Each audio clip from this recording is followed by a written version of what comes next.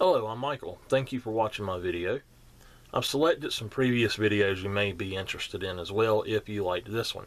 You can also find a complete playlist below them.